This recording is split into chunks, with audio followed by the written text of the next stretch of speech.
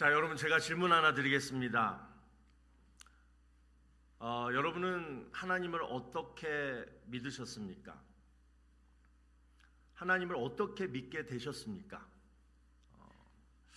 우리가 하나님을 믿게 되는 이유를 가만히 이렇게 좀 생각해 보면요, 크게 두 가지로 나눌 수 있을 것 같아요. 첫 번째는 뭐 누구나 그래요.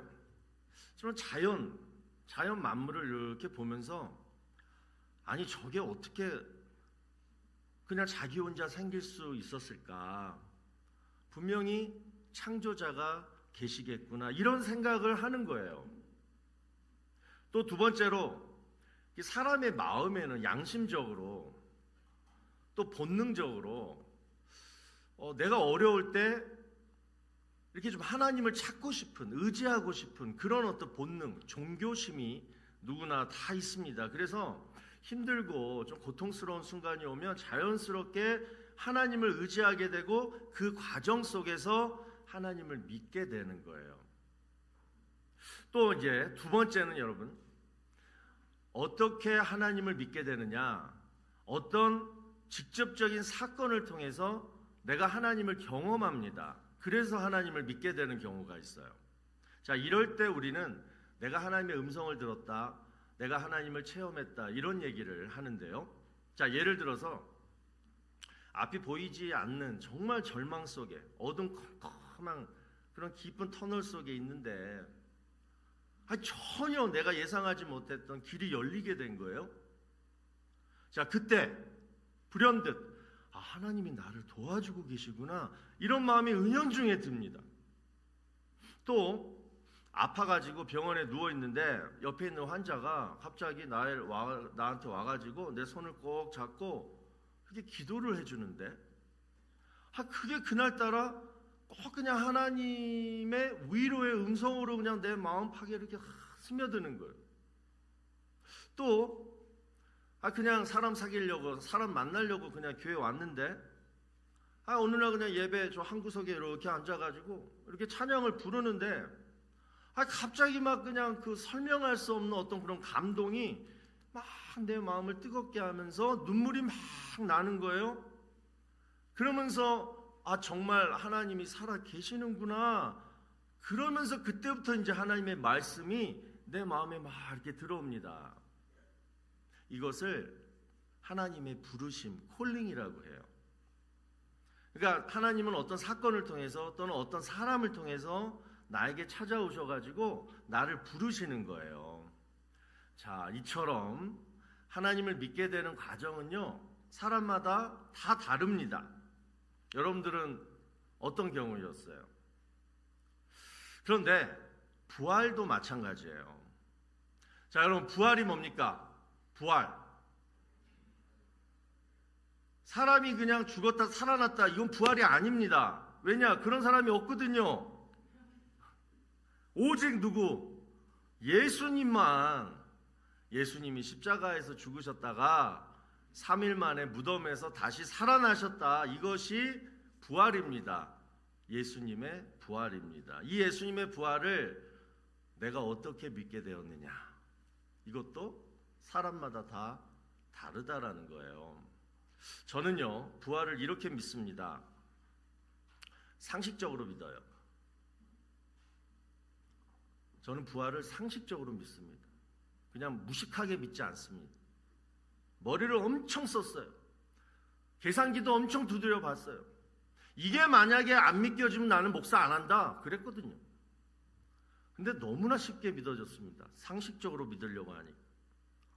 여러분, 상식이란 뭡니까? 특별한 지식이 아닙니다. 많이 배워야만 알게 되는 그런 것도 아닙니다. 사람이라면 누구든지 자연스럽게 그냥 생각하고 그냥 판단해서 할 수 있는 가장 기본적인 그 기준이 그냥 커먼센스예요. 상식입니다. 자, 그러면 우리 예수님의 부활을 상식적으로 한번 생각해 보자고요. 자, 많은 학자들이 얘기할 때 예수님의 부활이 역사적인 사실이냐, 이것을 입증하는 방법에는 두 가지가 있습니다. 자, 첫 번째 먼저 얘기할게요. 자, 첫 번째는 뭐냐면 예수님의 부활이 실제로 일어나지 않았다라고 가정해 보는 거예요. 그래서 세 가지 가설을 사람들이 만들었습니다. 자, 첫 번째로 뭐냐면 실신가설. 예수님이 십자가에서 죽지 않고 실신 기절했는데, 십자가에서 기절하고 있었는데 로마 병사가 하나 와가지고 죽었네, 그렇게 오인했다는 거예요. 그리고 계속 기절하고 있는데 사람들이 뭐예요? 그 예수님을 무덤에 들어가가지고 뭐예요? 무덤에다 놓고 다 나왔어요. 근데 예수님이 사흘 동안 뭐예요? 무덤에서 휴식을 취하신 거예요. 근데 쿨쿨 주무셨어요. 그러다가 이제 주일날 아침이 됐구나. 그리고 어떻게 돼요? 무덤 문을 열고 이제 나와가지고 나 죽었다가 다시 살아났다, 나 부활했다, 이렇다는 거예요. 자, 여러분, 이 가설을 믿는 사람들이 많아요. 근데 이 가설이 여러분, 자, 성립하기 위해서는 여러 가지 조건이 충족되어야 합니다. 자, 먼저 로마 병사가 예수님의 죽음을 오인해야 했습니다. 그러나 그럴 수 없는 게, 우리 금요일날 봤잖아요. 예수님 옆구리 창으로 찔러버렸어요. 거기서 뭐가 나와요? 피와 물이 동시에 나왔어요. 이건 뭐예요? 죽었다는 거예요. 거기다가 무덤 안에서 예수님이 혼자 깨어나서 스스로 안에서 밖으로 무덤을, 자, 저 한번 파워포인트 사진 보세요. 예수님이 장사한 무덤은 저렇게 생겼습니다. 우리나라 그런 왕릉이 아니에요. 저 돌무덤 입구가 있잖아요. 저기 한 남자 장정한 5명, 4-5명이 가까스로 해야 되는 거예요. 수백 킬로그램이에요, 저게. 그거를 예수님이 안에서 밖으로 저걸 밀어버려가지고 스스로 나왔다? 이해가 되지 않죠. 그리고 무엇보다도 이 가설이 사실이라면 예수님은 제자들을 속였습니다. 우리는 거짓말쟁이를 지금 믿고 지금 막 그분한테 찬양하고 있는 거예요, 지금.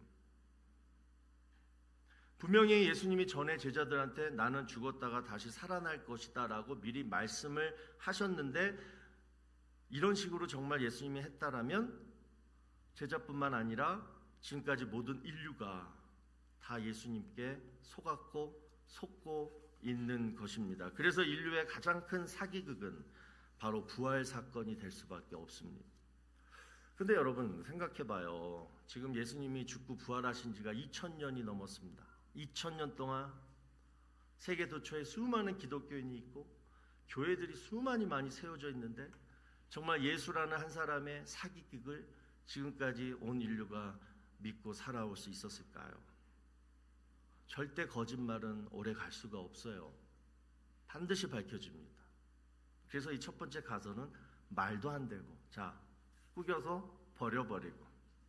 두 번째, 절도 가설이 있습니다. 절도 가설. 저건 뭐냐면 제자들이 밤에 몰래 예수님이 있는 무덤에 가가지고, 거기 로마 병사들이 무기 들고 지키고 있었잖아요. 근데 예수님이 걔네들하고 예수님이 아니라 누구랑, 제자들이 로마 병사랑 싸워가지고 이겨가지고 그 돌무덤을 다 제자들이 다 열어가지고 예수님의 시신을 가져다가 그 다음에 어떻게 돼요? 마가에 다락방에 숨겨놨는지 아니면 어디에다가 땅속에다가 숨겨놨는지, 아무튼 시체에 돌아가신 거예요. 어디다 숨겨놓고 이제 제자들이 뻥을 치는 거예요. 우리 예수님이 부활했다. 이게 두 번째 절도 가설입니다. 그런데 이게 제일 여러분 좀 현실성이 있는 게 뭐냐면, 마태복음 28장에 보면요, 실제로 그 당시 대제사장하고 종교 지도자들이 로마 병사들한테 돈을 주면서 이런 식으로 너 얘기하라라고 시키는 것을 우리가 성경에서 알 수가 있어요. 우리가 막 그냥 제자들한테 얻어 터져가지고 걔네들이 예수님 데려갔다고. 왜냐? 무덤이 비어 있으니까, 무덤에 예수님 시체가 없으니까 그것으로밖에 지금 어떻게 할 수가 없잖아요. 종교 지도자들은 그렇게 거짓말을 쳤어요, 로마 병사들이. 그러나 이 가설 역시 말이 되지 않습니다. 왜냐? 여러분, 예수님의 제자들 주로 직업이 누구예요? 뭐예요? 갈릴리 어부들이에요. 그렇게 싸움 잘하게 생긴 애들이 없어요. 근데 걔네들이 로마 병사 무기 들고 있는 애랑 싸워서 이겼다? 그것도 좀 말도 안 되지만 진짜 중요한 거는 이거예요. 사람이 거짓말 해놓고 자기들이 훔쳐다가 어디다 숨겨놓고 예수님이 부활하셨다 이렇게 거짓말 해놓고 그 거짓말을 위해서 자기의 목숨을 바치는 사람들이 어디 있습니까? 만약에 제자들이 예수님의 부활 때문에 어떤 기득권을 돈을 얻는다든가 어떤 높은 포지션을 얻는다든가 그랬다라면 그럴 수 있었겠죠. 그러나 제자들이 예수님의 부활 때문에 얻은 것은 뭐예요? 핍박과 죽음뿐이었어요. 예수님의 부활을 선포하다가 죽임을 당했어요, 제자들이. 그 부활을 왜 굳이 하려고 거짓말을 쳤겠냐는 거예요. 저는 이 두 번째 가설은 절대 있을 수 없는 일이다. 이것도 꾸겨가지고 버려버리고. 세 번째, 여기 이제 조금 사람들이 좀 이렇게 좀 헷가닥 하는데 환상 가설이라는 게 있어요. 그러니까 예수님이 돌아가시니까 이제 제자들이 예수님이 너무 그리워해서 그리고 자기들이 잘못한 것도 너무 많고 그래가지고 환상을 보는 거예요. 자꾸 이렇게 사람이 뭔가를 생각하면 막 환각 증세가 나잖아요, 여러분들. 그렇지 않아요? 그러니까 그 환상을 통해서 그냥 예수님이 부활하신 것 같은 거야. 그 나한테 찾아온 것 같아. 꿈속에 나타난 것처럼 그렇게 얘기를 하는 게 환상가설이에요. 유명한 그 무신론 학자 중에 카렌 암스트롱이라는 사람이 이런 말을 했는데요. 뭐라 그랬냐면 부활은 예수의 죽은 몸에 일어난 것이 아니라 제자들의 마음에 일어났다. 살짝 그럴 수 있다라고 생각이 들어요. 하지만 이 가설에도 억지가 있습니다. 왜냐? 여러분, 환상, 꿈, 이건 개인적으로는 어떻게 일어날 수 있을지 몰라도 동시에 여러 사람이 집단적으로 함께 환상을 경험한다는 것은 말이 안 됩니다. 예수님은 부활하셔서 어떻게 돼요? 막 여러 군데 돌아다니셨어요. 또 여러 사람을 만났어요. 또 어떨 때는 500명에게도 나타나셨어요. 근데 그때마다 그 사람들이 환상을 봤다라는 얘기인데 그게 말이 됩니까? 또 거기다가 예수님이 부활하셔가지고 어떻게 해요? 직접 사람하고 대화도 했고 또 함께 먹기도 했고 심지어는 도마한테 뭐라 그래요? 직접 내 여기 만져봐 그랬잖아요. 그래서 여러분 좀 상식적으로 생각해 보자고요. 세종대왕이 우리 한글학교 세종대왕이 한글을 창조했다. 이건 조선왕조실록뿐만 아니라 여러 역사적인 기록에 막 많이 다 있잖아요. 그냥 인터넷만 쳐봐도 알잖아요. 세종대왕이 어떻게 생겼는지 그 그림도 나와 있잖아요. 그런데 누가 우리 교회 한글학교 한 학생이 세종대왕은 절대 한글을 창조하지 않았어요. 선생님한테 막 개기는 거야. 아니 여러분, 누구 말이 더 상식적이냐고요. 지금도 여러분 이스라엘에 가시면 성지순례 여러분 가시면요, 예수님이 부활하신 그 장소, 그 흔적, 그 기록물이 그냥 넘치고 넘칩니다. 어딜 가도. 그럼에도 불구하고 또 2000년 동안 또 요즘 300년 최근에는 막 무신론자들이 더 많이 생겨가지고 기독교와 예수님을 비판하는 막 책들, 아리글 막 많이 나와요. 계속. 아무리 그런 사람들이 예수님의 부활은 사실이 아니다라고 그렇게 찾아봐도 결정적인 증거를 지금까지 내놓지 못하고 있어요. 그들이 유일하게 할 수 있는 말은 단지 이것밖에 없습니다. 뭔지 알아요? 뭘까요? 그런 일은 불가능하다예요. 그런 일은 불가능하다. 그리고 안 믿으려고 하는 거예요.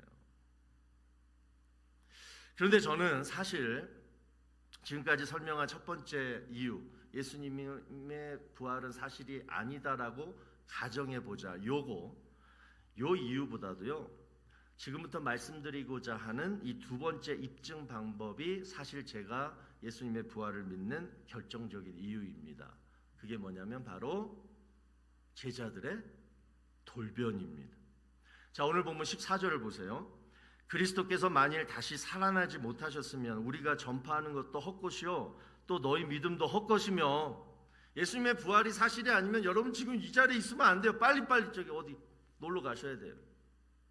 저처럼 세상에 불쌍한 사람 없는 거예요. 왜 그러느냐? 지금 제자들이 얘기하는 거예요. 예수님이 로마 병사들한테 체포되었을 때, 그죠? 금요일날 체포되었을 때, 그때 예수님의 12제자들은 다 흩어졌어. 오직 베드로랑 요한만이 가야바 법정 그 재판을 멀리서, 가까이도 아니에요, 멀리서 이렇게 지켜보고 있었을 뿐 나머지는 그냥 다 도망갔습니다. 아주 배신자들이에요. 의리도 하나도 없는 애들이에요. 세상에 나쁜 애들이 12제자들이에요. 예수님과 3년 동안 동고동락 했는데. 그런데요, 그런 나쁜 애들이 2달도 채 못 지나서 한 50여일쯤 지나서 사람들이 돌변해요. 어디 숨어 있었어요? 쟤들끼리 마가의 다락방에 숨어가지고. 그랬던 애들이요, 갑자기 돌변해서 어떻게 돼요? 다 뛰쳐나와가지고 어떻게 돼요? 예수님이 부활하셨다! 그냥 동네방네 돌아다니면서 막 전파하는 거예요. 그러니까 막 당시 그 종교 지도자들이, 예수님을 십자가에 못 박았던 그 유대교 지도자들이요, 우리 유대교를 오염시킨다고 해가지고 어떻게 합니까? 그들을 억압했고 죽이기까지 했습니다. 죽었어요. 그런데 그들은 지난주에 우리가 살펴봤던 예수님을 3번 부인했던 베드로조차도 어떤 핍박에도 굴하지 않고 뭐요, 예수님의 부활을 증언하다가 십자가에 거꾸로 달려서도 죽은 사람도 있고 막 그랬다는 거예요. 왜 제자들이 돌변했을까요? 저는 이것 때문에 부활을 믿어요. 그래서 여러분, 예수님의 부활은 그냥 믿겠다 해서 믿는 게 아닙니다. 하나님은 안 보이니까 그냥 믿겠다 해서 믿어도 되지만, 부활은 있었던 일이기 때문에 그냥 단순히 믿으면 안 돼요. 그냥 사실이에요.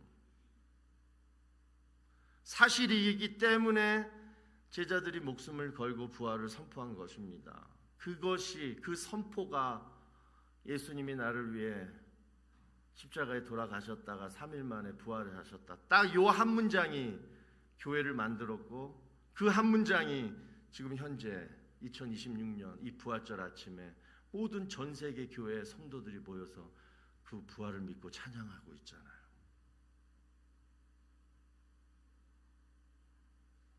이게 정말 거짓말이라면 이런 일이 있을 수 있을까요? 근데 여러분, 오늘 아침에 우리가 이제 생각해야 할 것은, 더욱더 중요한 것은, 여러분, 예수님이 부활하셨다면 2000년 전에, 지금 예수님은 살아계시는 거예요. 그래서 부활을 믿는 사람들은 살아계신 주 막 이 찬양만 부를 것이 아니라 뭐예요? 실제로 살아계신 예수님을 정말 내 삶 속에서 경험해야 할 줄로 믿습니다. 사실 우리가 예수님이 부활하셨던 그 순간, 그 자리에는 우리가 없었어요.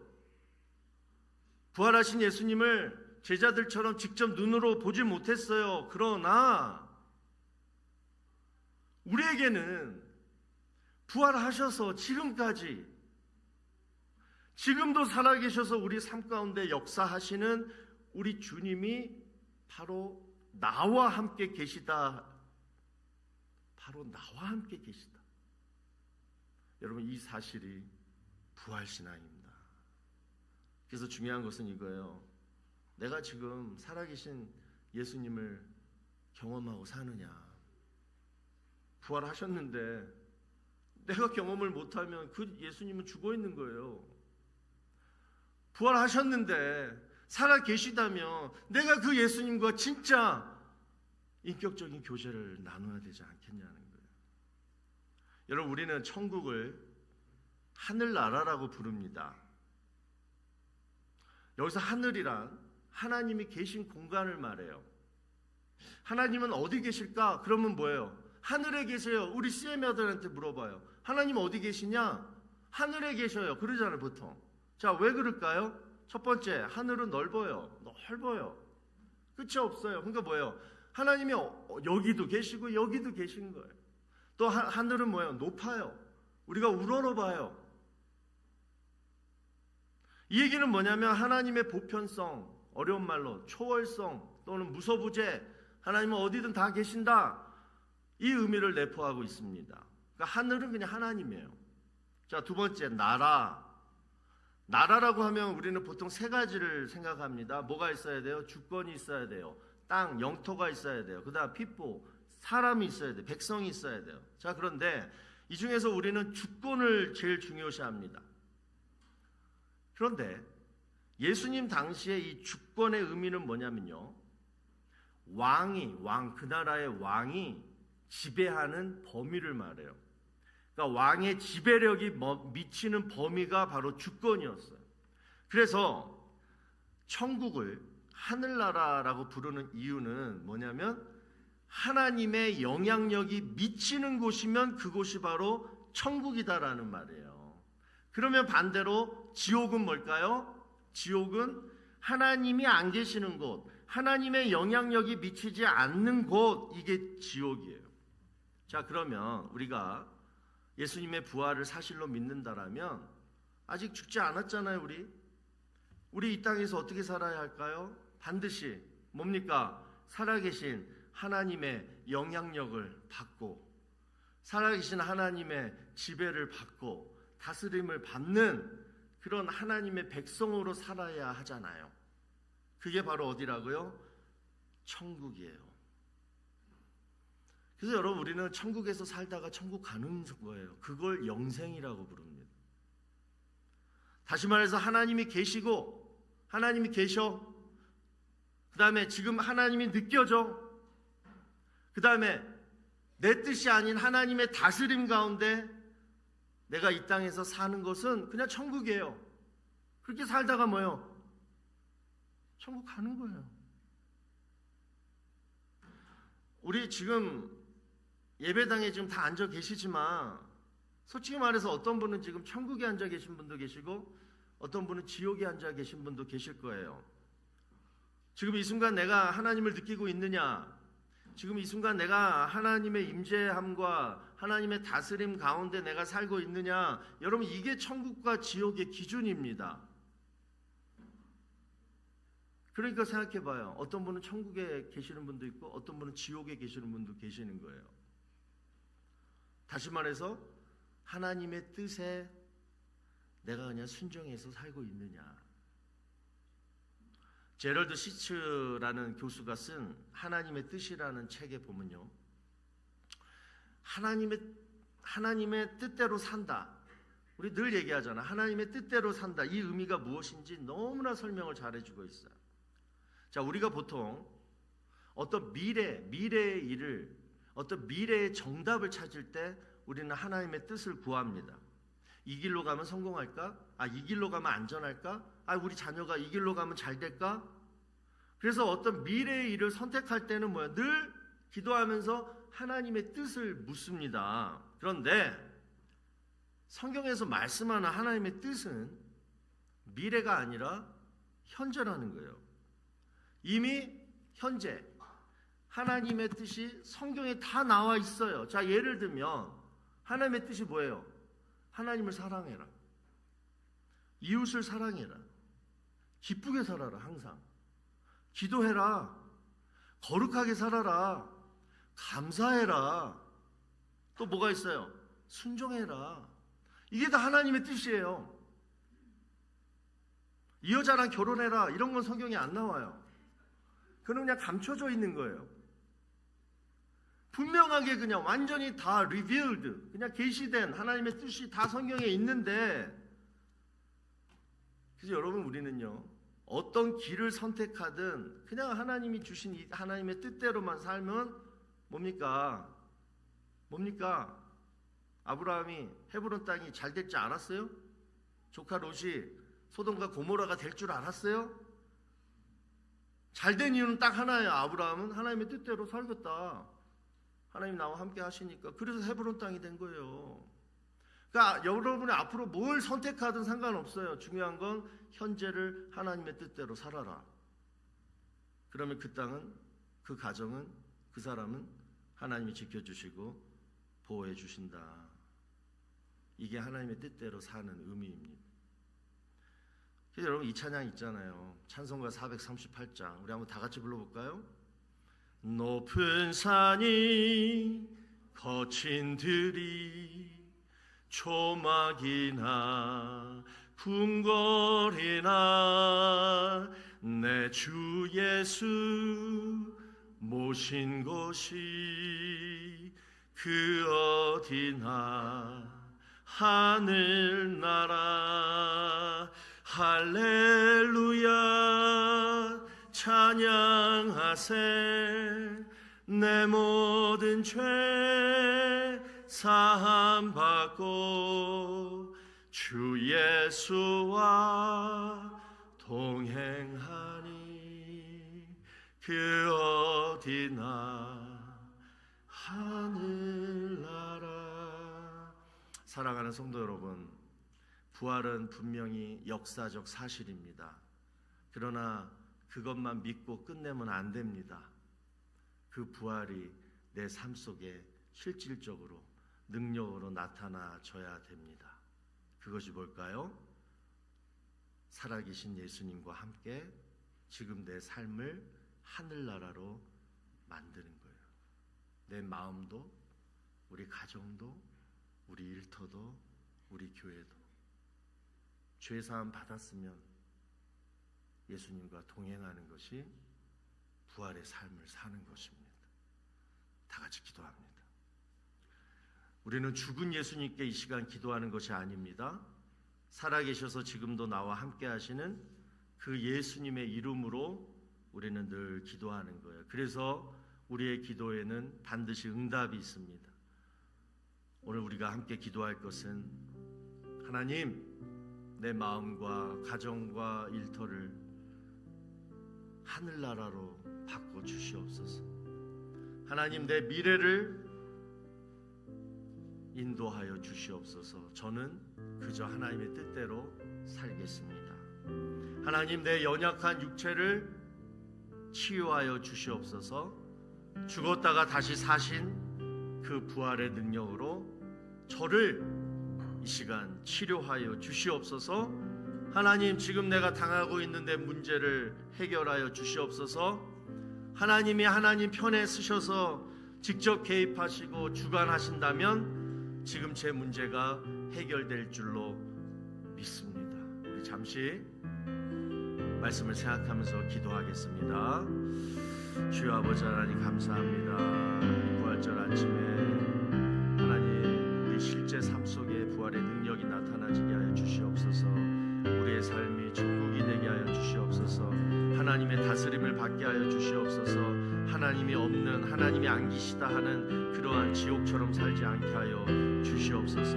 아버지 하나님, 우리의 믿음이 오늘 부활신앙으로 회복되게 하여 주시옵시고 우리의 육체와 우리의 문제와 또 우리의 모든 걱정, 근심, 두려움이 하나님 부활의 은혜와 능력으로 이 시간 다 사라지고 회복되고 충만케 되어지는 역사가 일어나게 하여 주시옵소서.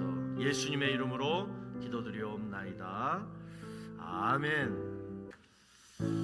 자, 우리 한번 힘차게 우리 부활하신 주님, 열방의 소망 되신 우리 주님을 찬양합니다.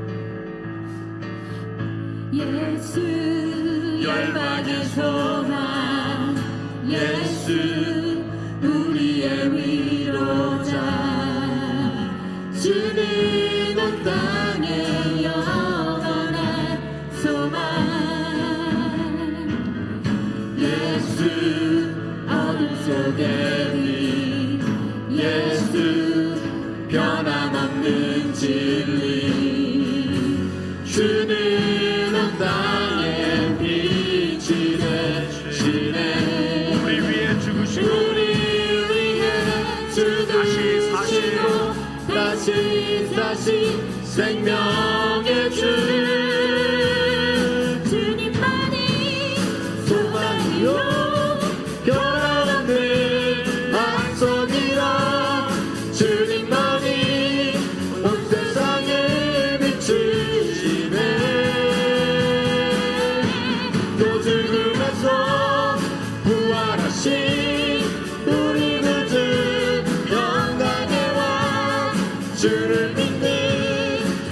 이 땅의 소망 되신